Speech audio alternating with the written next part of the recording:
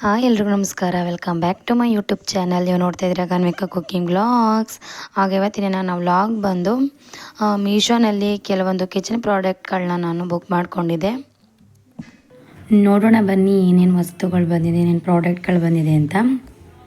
So ಮೊದಲನೇದಾಗಿ ಇಲ್ಲಿ green ಮ್ಯಾಟ್ಗಳನ್ನ ನಾನು ಬುಕ್ ಮಾಡ್ಕೊಂಡಿದ್ದೆ.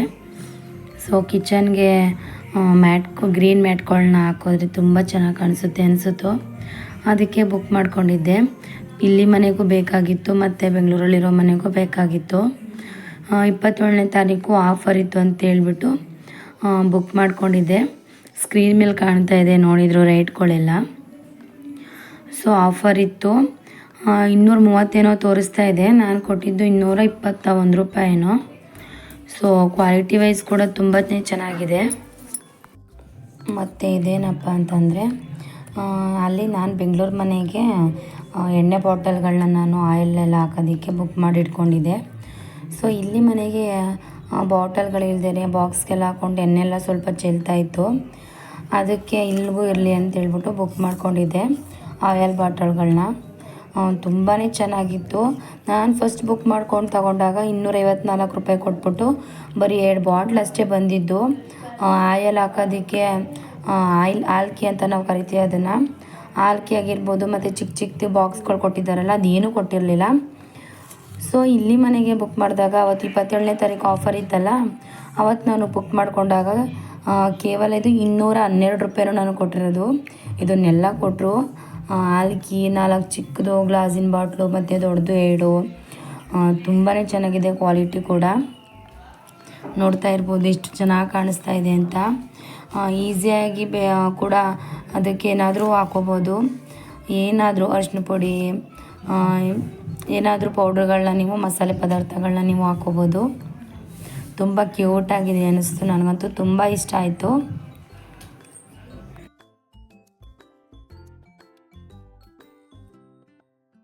ಮತ್ತು ಇನ್ನೊಂದೇನಪ್ಪ ಅಂತಂದರೆ, ಬೆಂಗಳೂರಲ್ಲಿ ಇವಾಗ ತಾನೇ ಆಯಿಲ್ ಬಾಟಲ್ಗಳನ್ನ ಬುಕ್ ಮಾಡ್ಕೊಂಡಿದ್ದೆ ಅನ್ನಲ್ಲ, ಆಯಿಲ್ ಬಾಟಲ್ದು ಕ್ಯಾಪ್ಗಳೆಲ್ಲ ಹೊಂಟೋಗ್ಬಿಟ್ಟಿತ್ತು. ನಾನೇ ಅದನ್ನು ಬಿಸಿನೀರಲ್ಲಿ ತೊಳೆಯೋಕೆ ಹೋಗ್ಬಿಟ್ಟು ಮುರಿದಾಕ್ಬಿಟ್ಟೆ, ಮತ್ತು ಅದು ಎಲ್ಲ ಕಂತೋಗ್ಬಿಡ್ತು. ಸೊ ಹಂಗಾಗಿ ಅದು ಹಾಳಾಗಿಬಿಟ್ಟಿತ್ತಲ್ಲ ಅಂತ ಹೇಳ್ಬಿಟ್ಟು ಅದಕ್ಕೆ ಆಲ್ಕಿ ಕೂಡ ಕೊಟ್ಟಿರಲಿಲ್ಲ. ಅದನ್ನು ಸೇರಿಸಿ ಬುಕ್ ಮಾಡಿಕೊಂಡೆ. ಅದು ಕೂಡ ತುಂಬಾ ಚೆನ್ನಾಗಿ ಬಂದಿದೆ. 3 ಕ್ಯಾಪ್ಗಳು ಮತ್ತು 1 ಆಲ್ಕಿನ ಕೊಟ್ಟಿದ್ದಾರೆ. ಎಣ್ಣೆ ಚೆಲ್ದಿರೋ ಥರ ಬಾಟ್ಲಿಗೆ ನೀಟಾಗಿ ಹಾಕ್ಕೊಳ್ಳೋದಕ್ಕೆ ಇದನ್ನು ಬಳಸ್ಕೊಳ್ಳೋದು. ಇದನ್ನು ನಮ್ಮ ಕಡೆ ಆಲ್ಕಿ ಅಂತಲೇ ಕರಿತೀವಿ. ನಿಮ್ಮ ಕಡೆ ಯಾವ್ಯಾವ ರೀತಿ ಕರಿತೀರಿ ಅಂತ ನನಗೆ ಕಮೆಂಟ್ ಮೂಲಕ ತಿಳಿಸಿ. ಹಾಗೆ ಇನ್ನೊಂದೇನಪ್ಪ ಅಂತಂದರೆ, ಕಿಚನ್ ಡೆಕೋರೇಟೆಡ್ಗೆ ತುಂಬ ಚೆನ್ನಾಗಿ ಕಾಣಿಸುತ್ತೆ. ಮಾಮ್ಸ್ ಕಿಚನ್ ಅಂತ ಬುಕ್ ಮಾಡಿಕೊಂಡೆ. ಕಿಚನ್ ಬೋರ್ಡು ಒಂದು ಕಿಚನ್ ವಾಲ್ನ. ತುಂಬ ಕ್ಯೂಟಾಗಿತ್ತು. ಸ್ವಲ್ಪ ಸ್ಮಾಲ್ ಅನಿಸಿದ್ರು ತುಂಬಾ ಚೆನ್ನಾಗಿತ್ತು. ಇಷ್ಟು ಒಂದಿನ ಬುಕ್ ಮಾಡ್ಕೊಂಡಿದ್ದು. ಮತ್ತು ಇನ್ನೊಂದು ದಿನವೇ ಇನ್ನೊಂದು ಕಿಚನ್ ರ್ಯಾಕ್ ಕೂಡ ಬಂದಿತ್ತು. ಅದನ್ನು ನಾನು ವೀಡಿಯೋ ಮಾಡೋಕ್ಕಾಗಿಲ್ಲ, ಯಾಕೆಂದರೆ ಅದು ಹಬ್ಬದ ದಿವಸನೇ ಬಂದ್ಬಿಟ್ಟಿತ್ತು. ಸೊ ತೆಗೆದಿಟ್ಕೊಂಡಿದ್ದೆ. ಕ್ವಾಲಿಟಿ ಕೂಡ ತುಂಬಾ ಅಂದರೆ ತುಂಬಾ ಚೆನ್ನಾಗಿದೆ. ಇದ್ರ ರೇಟ್ ಕೂಡ ಅಲ್ಲೇ ಸ್ಕ್ರೀನ್ ಮೇಲೆ ಬಂದಿದೆ ನೋಡಿ. ಸೊ ಇಷ್ಟು ವಸ್ತುಗಳನ್ನ ನಾನು ಕಿಚನ್ಗೆ ಅಂತೇಳಿ, ಅಡುಗೆ ಮನೆಗೆ ಅಂತೇಳಿ ಬುಕ್ ಮಾಡ್ಕೊಂಡಿದ್ದೆ. ಮತ್ತು ಇದೆಲ್ಲ ಆದಮೇಲೆ ನಮ್ಮಮ್ಮ ಕೇರ್ಪೇಟೆಗೆ ಸೀರೆ ತೊಗೊಳ್ಳೋಣ ಅಂತೇಳ್ಬಿಟ್ಟು ಕರ್ಕೊಂಡೋಯ್ತು. ನಮ್ಮ ಊರಿಗೆ ಹತ್ರವಾದ ಸಿಟಿ ಅಂತಂದರೆ ಕೇರ್ಪೇಟೆನೇ. ಸೊ ಹೋದ ಸಲ ಅಮಾವಾಸ್ಯೆ ಹಬ್ಬದಲ್ಲೆಲ್ಲ ವರ್ಷಕ್ಕೂ ಒಂದೊಂದು ಬರ್ತಾ ಇರುತ್ತೆ. ಅಕ್ಕಂಗೆ ಸೀರೆ ಉಡಿಸ್ಬೇಕು ಅಂತ ಹೋದ ಸಲ ಬಂದಿತ್ತು. ಈ ಸಲ ತಂಗಿಗೆ ಸೀರೆ ಉಡಿಸ್ಬೇಕು ಅಂತ ಬಂದೈತೆ. ಹಾಗಾಗಿ ನಮ್ಮಮ್ಮ ಇಲ್ವಾ, ಅವ್ರ ತಂಗಿಗೊಂದು ಸೀರೆ, ಅಂದರೆ ಅವ್ರ ಚಿಕ್ಕಮ್ಮನ ಮಗಳಿಗೊಂದು ಸೀರೆ, ಮತ್ತು ನಮ್ಮ ಅಕ್ಕ ನನಗೊಂದು ಸೀರೆನ ತೊಗೋಬೇಕು, ಆಮೇಲೆ ತಮ್ಮನ ಹೆಂಡ್ತಿಗೊಂದು ಸೀರೆ ಅಂತ ಬಂದೈತೆ ಅಂದ್ಬಿಟ್ಟು ಸೀರೆನ ತೊಗೊಳ್ಳೋಣ ಅಂತ ಕೇರ್ಪೇಟೆಗೆ ಹೋದ್ವಿ. ಸೊ ಫೈನಲಾಗಿ ಕೇರ್ಪೇಟೆಗೆ ಬಂದು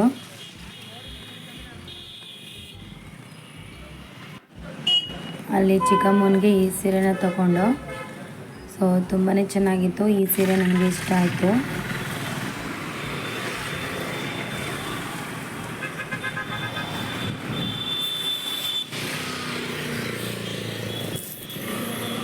ಇನ್ನು ನೆಕ್ಸ್ಟು ಈ ಅಂಗಡೀಲಿ ಅಷ್ಟೊಂದು ಜಾಸ್ತಿ ಕಲೆಕ್ಷನ್ಸ್ ಇಲ್ಲ ಅಂದ್ಬಿಟ್ಟು ಮತ್ತೆ ಇನ್ನೊಂದು ಅಂಗಡಿಗೆ ಹೋಗೋಣ ಅಂತೇಳ್ಬಿಟ್ಟು ಅಲ್ಲೇ ಪಕ್ಕದಲ್ಲಿ ಇನ್ನೊಂದು ಅಂಗಡಿ ಇತ್ತು, ಪ್ರೀತಮ್ ಫ್ಯಾಷನ್ ಅಂತ ಹೇಳ್ಬಿಟ್ಟು ಆ ಅಂಗಡಿಗೆ ಹೋದೋ.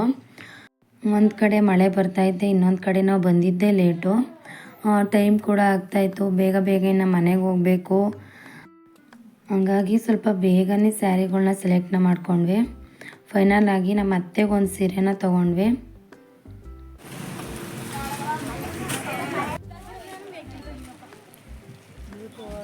ಅಂದರೆ ನಮ್ಮ ಅಮ್ಮನ ತಮ್ಮನ ಹೆಂಡತಿ ಒಂದು ಸೀರೆನ ತೊಗೊಂಡಾಯಿತು. ಅದಾದಮೇಲೆ ಈ ಸೀರೆನ ನಮ್ಮ ಅಕ್ಕ ನನಗೆ ಅಂತ ತೊಗೊಟ್ಲು. ತುಂಬ ಇಷ್ಟ ಆಯಿತು ನನಗೆ, ತುಂಬಾ ಚೆನ್ನಾಗಿತ್ತು. ಸೊ ಎಲ್ರದ್ದು 3 ಜನಕ್ಕೂ 3 ಥರ ಸೀರೆನ ತೊಗೊಂಡಾಯಿತು.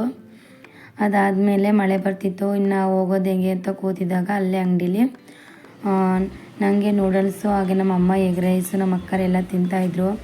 ನಾವು ತಿನ್ಕೊಂಡು ಇನ್ನು ಮನೆಗೆ ಹೊರಡೋಣ ಅಂತೇಳಿ ಮನೆಗೆ ಹೊರಟು.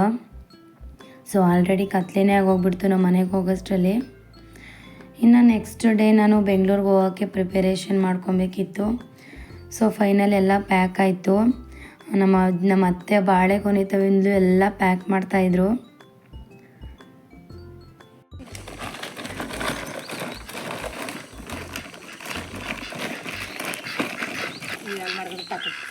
ಇನ್ನು ಬಂದಾಗಿಂದ ಅಮ್ಮನ ಮನೆಗೆ ಹೋಗೇ ಇಲ್ವಲ್ಲ ಅಂತೇಳ್ಬಿಟ್ಟು ಅಮ್ಮನ ಮನೆಯಿಂದನೇ ಹಂಗೆ ಬೆಂಗಳೂರಿಗೆ ಹೋಗೋಣ ಅಂಥೇಳಿ ಅಮ್ಮನ ಮನೆಗೆ ಹೋದೋ. ಅಲ್ಲಿ ಚಿಕನ್ ಸಾಂಬಾರೆಲ್ಲ ಮಾಡಿಕೊಂಡು ಊಟ ಮಾಡಿಕೊಂಡು ಕೂತಿದ್ದೋ. ಅಷ್ಟರಲ್ಲಿ ಮಳೆ ಕೂಡ ಬಂದ್ಬಿಡ್ತು. ನಮ್ಮ ಅಮ್ಮರೆಲ್ಲ ಹೋಗಬೇಡಿ ಅಂತ ಎಷ್ಟು ಹೇಳಿದ್ರು ಮಳೆ ನಿಂತ ಮೇಲೆ ಹೋಗೋಣ ಅಂಥೇಳಿ ಮಳೆ ತುಂಬ ಹೊತ್ತು ನಿಲ್ಲೇ ಇಲ್ಲ. ಎಲ್ಲ ಪ್ಯಾಕ್ ಆಗಿಬಿಟ್ಟೈತೆ, ಏನೋ ದೊಡ್ಡ ಕೆಲಸದಲ್ಲಿದ್ದೀವಿ ಅನ್ನೋ ಥರ ಹೊಂಟು ಬಂದ್ಬಿಟ್ಟು ಅಲ್ಲಿ ನೋಡಿ ಬೂಕನಕೆರೆಯಿಂದನೇ ಡೈರೆಕ್ಟ್ ಬಸ್ ಐತಲ್ಲ ಬೆಂಗಳೂರ್ದು ಅಂದ್ಬಿಟ್ಟು ಮನೆಯಿಂದ ಬಿಟ್ಟು ಅಲ್ಲಿ ನೋಡಿದ್ರೆ ಅಲ್ಲಿಂದನೇ ರಶ್ ಆಗಿ ಬೆಂಗಳೂರವರೆಲ್ಲ ತುಂಬ್ಕೊಂಡು ಬಂದು ಆ ಬಸ್ ಕೂಡ ನಿಲ್ಲಿಸ್ತೇನೆ. ನೆಕ್ಸ್ಟು ಕ್ಯಾನಗ್ರ ಗಾಡಿ ಬಂತು ನಮ್ಮೂರದೇ. ಆಮೇಲೆ ಆ ಬಸ್ಗೆ ಹೊರಟು ಅಲ್ಲಿ ನೋಡಿದ್ರೆ ಹೆವಿ ರಶ್ಶು. ಎಲ್ಲ ಟ್ರೈನ್ಗೆ ಹೋಗೋಕ್ಕೆ ಅಂತ ಹೇಳ್ಬಿಟ್ಟು ಎಷ್ಟೋ ಜನ ರೈಲ್ವೆ ಸ್ಟೇಷನಲ್ಲಿ ಇಳ್ಕೊಂಡ್ಬಿಟ್ರು, ಪಾಂಡವಪುರ ರೈಲ್ವೆ ಸ್ಟೇಷನಲ್ಲಿ. ನಾವು ಹೆಂಗಿದ್ರು ಬಸ್ಗೆ ಹೋಗೋಣ ಅಂತೇಳ್ಬಿಟ್ಟು ಶ್ರೀರಂಗಪಟ್ಟಣಕ್ಕೆ ಹೊರಟು. ನಮಗೂ ಆಗ್ತಾನೆ ನೀನು ಶ್ರೀರಂಗಪಟ್ಟಣ ಸಿಗಬೇಕು. ರೈಲ್ವೆ ಸ್ಟೇಷನ್ ಹತ್ತತ್ರ ಸೀಟ್ ಸಿಕ್ಕಿದ್ದು, ಅಲ್ಲಿ ಇಷ್ಟೊಂದು ವೀಡಿಯೋ ಮಾಡ್ಕೊಂಡಿದ್ದೆ ಅಷ್ಟೇ, ನಮ್ಗೆ ಸೀಟೇ ಸಿಗಲಿಲ್ಲ. ಫೈನಲಿ ಶ್ರೀರಂಗಪಟ್ಟಣಕ್ಕೆ ಬಂದು ಅಲ್ಲಿ ನೋಡಿದರೆ ಮೈಸೂರಲ್ಲಿ ದಸರಾ ಇರೋದ್ರಿಂದ ಒಂದು ಬಸ್ಸು ಇಲ್ಲ. ಬಂದರೂ ಎಲ್ಲ ಮೇನ್ ರೋಡಲ್ಲೇ ಹೊಂಟೋಗ್ಬಿಡ್ತಿದ್ದೋ. ಒಟ್ಟಿಗೆ 2-3 ಬಸ್ ಬಂದರೂ ಕೂಡ ಅಲ್ಲೇ ರಶ್ ಆಗಿತ್ತು. ನಮ್ಮ ಲಗೇಜ್ ನೋಡಿ ಯಾರು ಹತ್ತಿಸ್ಕೊತಿರ್ಲಿಲ್ಲ. ಸೊ ಇಲ್ಲಿ ನೋಡಿ ಎಷ್ಟೊಂದು ರಶ್ ಇತ್ತು ಅಂತ.